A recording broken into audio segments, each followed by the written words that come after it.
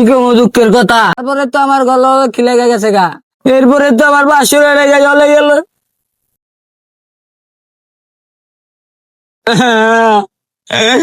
আমার বাসুরের লেগে চলে গেল।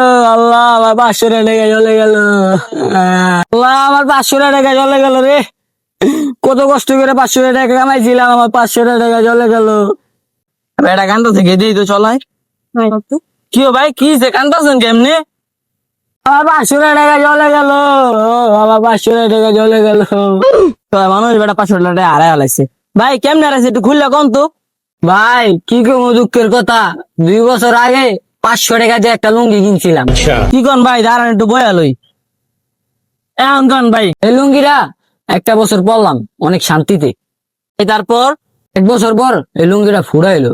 এই ফুরাতে আস্তে আস্তে অনেক বড় ছিঁড়া হইলো। ভাই তারপর ছিঁড়া লুঙ্গিটারে জোড়া তালে দিয়া আরো 6 মাস পরলাম। তারপর কি হলো ভাই? 6 মাস পরার পরে পরে লুঙ্গিটা তেনা তেনা হয়ে গেছে গা।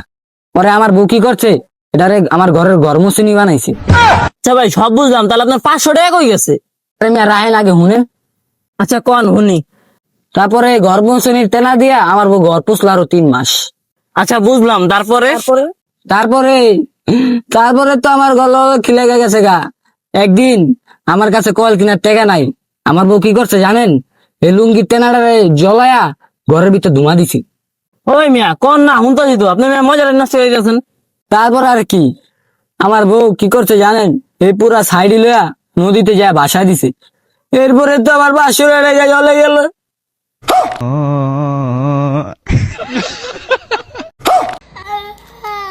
উদা উদা আমি সবারই নষ্ট করছে না, ওর মার।